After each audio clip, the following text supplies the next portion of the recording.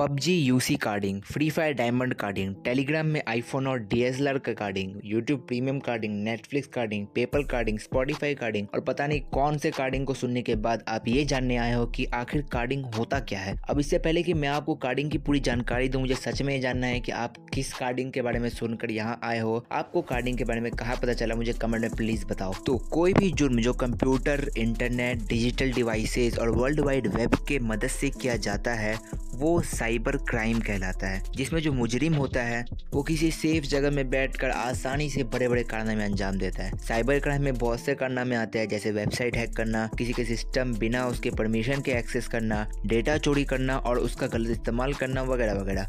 और इन्हीं कारनामों में से एक का नाम कार्डिंग है। कार्डिंग करने वाले को हम कार्डर्स कहते हैं, जिसको मैंने दो हिस्सों में बांटा है आप लोग को समझाने के लिए। पहला, जो अलग अलग मेथड से एटीएम में स्कीमर्स लगाकर, स्कीमर एक डिवाइस होता है जिसको अगर एटीएम में लगे कार्ड रीडर के ऊपर लगा दिया जाए तो उसके थ्रू जो भी कार्ड होकर जाएगा उसका डेटा उसमें कलेक्ट हो जाता है।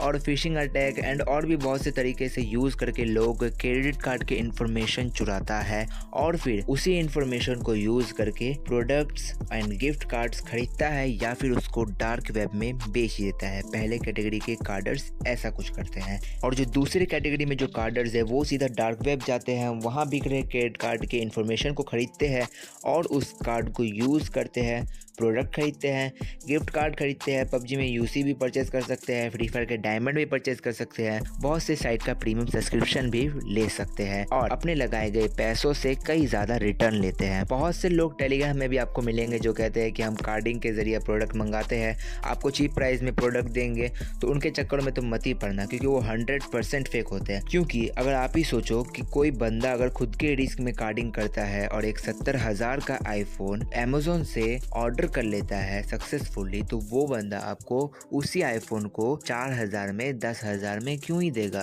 तो टेलीग्राम, इंस्टाग्राम, व्हाट्सएप में जो भी आपको कार्डर मिलते हैं, खुद को कार्डर बोलते हैं, वो तो टोटली फेक होते हैं। उनके चक्कर में तो पड़ना ही नहीं, वो आपको एडवांस पेमेंट लेकर के ब्लॉक कर देते हैं। तो अभी हम लोग ना थोड़ा डिटेल्स में जानते हैं कि जो कार्डर्स होते हैं वो लोग ऐसा कैसे कर पाते हैं। जो पहले कैटेगरी के मैंने आप लोग कार्डर्स जो बताया है, वो लोग क्रेडिट कार्ड के इन्फॉर्मेशन को कलेक्ट करते हैं। एक नहीं बल्कि एक साथ बहुत से क्रेडिट कार्ड के इन्फॉर्मेशन को कलेक्ट करते हैं। उनमें से बहुत से बेकार निकल जाते हैं, कुछ एक्सपायर हो जाते हैं, कुछ डेड हो जाते हैं और बहुत से क्रेडिट कार्ड में बैलेंस ही नहीं होता है, बहुत से क्रेडिट कार्ड का एग्जैक्ट एड्रेस ही नहीं पता चलता है और इसी वजह से बहुत से क्रेडिट कार्ड छट जाते हैं और जो बचता है जिसमें बैलेंस होता है वो अपने परचेसिंग के लिए यूज करते हैं या फिर बेच देते हैं, जिसको दूसरी कैटेगरी के कार्डर्स खरीदते हैं। अब यहाँ पर आता है ट्विस्ट, आखिर ये लोग कार्ड बेचते ही क्यों हैं? अगर इनके हाथ एक ऐसा कार्ड लग गया है जिसमें बैलेंस है तो फिर ये उससे पैसा निकाल क्यों नहीं लेते, उसको बेचते क्यों हैं? इसके अलग अलग कारण हो सकते हैं। बेचने पर उसको पैसा जल्दी मिल जाता है क्योंकि बहुत सारे कार्ड से पैसा निकालना काफ़ी टाइम लगता है उसमें।